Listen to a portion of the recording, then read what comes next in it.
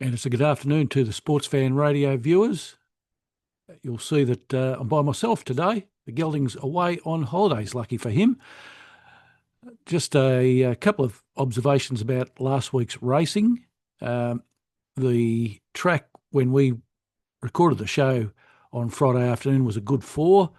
It was later downgraded on the day due to heavy rain from a 5 to a 6 to a 7, and finally finished up at race 9 at a heavy 8.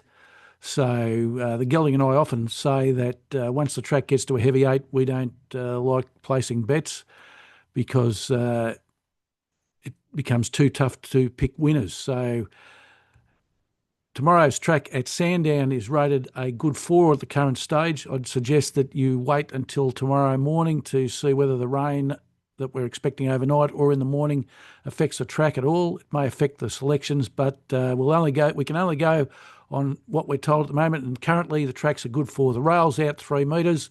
There are 9 races on the program tomorrow. The first at 11:55am, the last at 4:35pm. There's no particular feature race on the program. Before I go on with the selections, I'll just ask you, if you are watching the video, to like.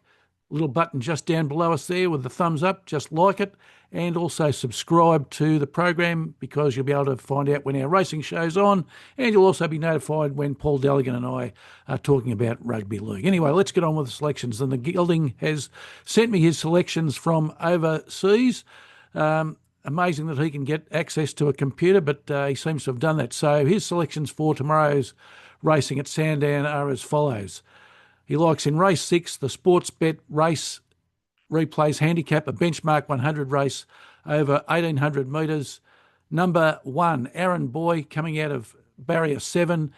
Aaron Boy's had 38 starts, so a well-seasoned racehorse for 9 wins and 13 placings, 24% win rate, 58% place rate. Last start, second placing in a Group 3 at Morfettville in the coming stakes, so he's back in class in this race. He's been placed over his last 3 races and looks like he should win tomorrow. He's at Great East Way odds at the moment, currently showing $8.50 and $2.70. The threats tomorrow, horse number 6, Macram, and horse number 11, Sabin. Paul Gatt is riding tomorrow. He's got a 12% career win rate, which is very good. Local trainer for me, Phil Stokes. He's currently in career form, 17% over his career, but 18% over the last 50. So that's race 6, horse number 1, Aaron Bay.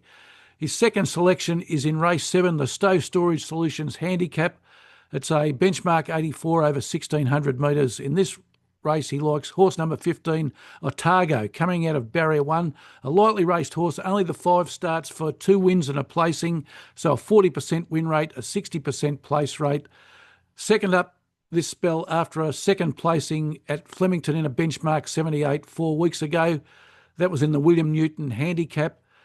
He's got good second race form, this horse. He's won at Flemington, and it's an Ocean Park. Gelding seems to have the others covered in this race. $2.40 and $1.18 being shown on the odds at the present time. The threats are number 17, Rankaki Raider, and number 18, Persian Spirit. So Ben Millam's in the saddle. He's in career form, 13% over his career, but 16% over the last 50. And Mick Price and Michael Kent Jr., the trainers, they're also in career form, 16% over their career, but 18% over the last 50. And we always like betting on jockeys and trainers who are in winning form at the moment. The odds are $2.40 and $1.18. So Gelding's 2 selections for Sandown tomorrow are race 6, horse 1, Aaron Bay, and race 7, horse 15, Otago. Now let's go on to my selections. I'm going earlier than the Gelding.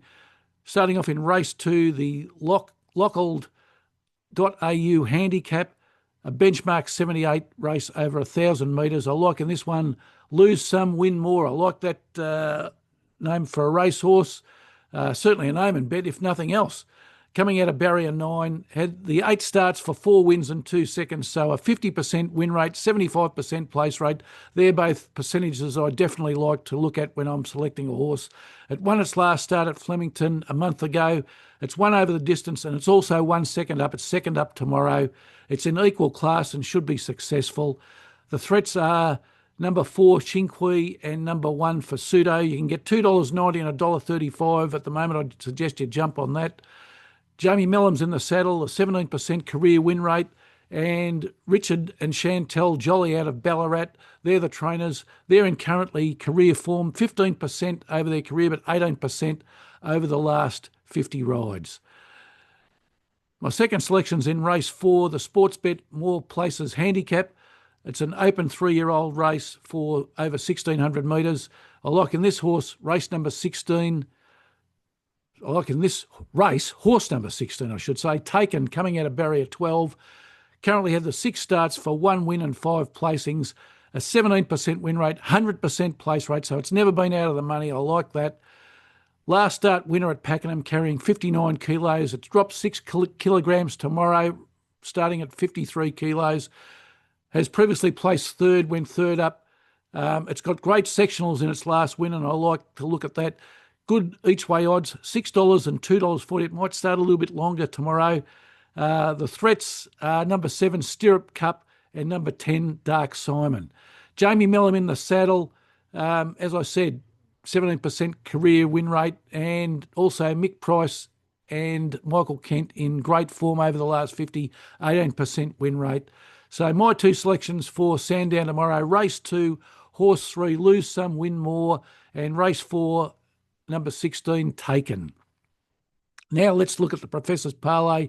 Undone by the downgrading of the track last week, we went for King Zephyr in the Parlay as the horse leg.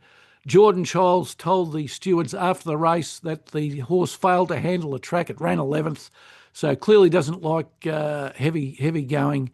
We're hoping for better odds tomorrow with the horse leg. Currently, the Professor's Parlay, 8 wins from 22 selections, so we're currently at 36%. We need to win to get that percentage raced up a bit further. So this week at Sandown, we like race 2, horse 3, Lose Some, Win More as the agreed bet of the day, and we're going to parlay that into the Adelaide Crows playing at home to beat the West Coast Eagles. The Adelaide Crows currently 7th on the AFL ladder. They've won 6 from 10. They're playing at home. Their offence is rated 3rd in the league. They average 99 points per game they score. So going to take that every day of the week. Playing the West Coast Eagles, who are on the bottom. They won their first game last week against St Kilda at home, but I think playing the Adelaide Crows at Adelaide Oval is going to be a whole different proposition tomorrow. They let in, on average, 106 points per game. So with the Adelaide Crows scoring very freely, I think that's going to be bad for the West Coast Eagles.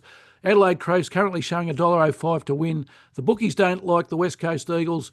Currently the line is at 50.5, so at least 8 goals and more that they're expecting Adelaide to win by. And let's parlay that into Collingwood to beat North Melbourne, playing at, where are they playing tomorrow? They're playing at, they're playing in Melbourne, but they're not playing at the MCG. So Marvel Stadium, that's right. Couldn't think of it for a minute there. They're playing at Marvel Stadium. Collingwood first on the ladder. They've got a very frugal defence. They're number 1 for allowing points per game. They only allow in 70 points per game. They're going to win a lot of games if they do that. They've won 4 out of their last 5. They've won 8 from 10. So North Melbourne, 17th on the ladder. They've only won 2 games and a draw. They've got the second worst defence in the league. They average allowing in 101 points per game. And if you're allowing over 100 points, as I said, you're not going to win too many games. The line's 32.5, so the bookies don't like North Melbourne either. So Collingwood currently showing $1.17. So tomorrow's Professor's Parlay, the agreed bet of the day, race 2, horse 3, Lose Some, Win More, into Adelaide Crows to beat Adelaide Crows to beat West Coast Eagles, into Collingwood to beat North Melbourne. Hopefully you'll have some winners tomorrow. I'll be glad to have the Gelding back assisting me next week. And until next week, it's good luck and good punting.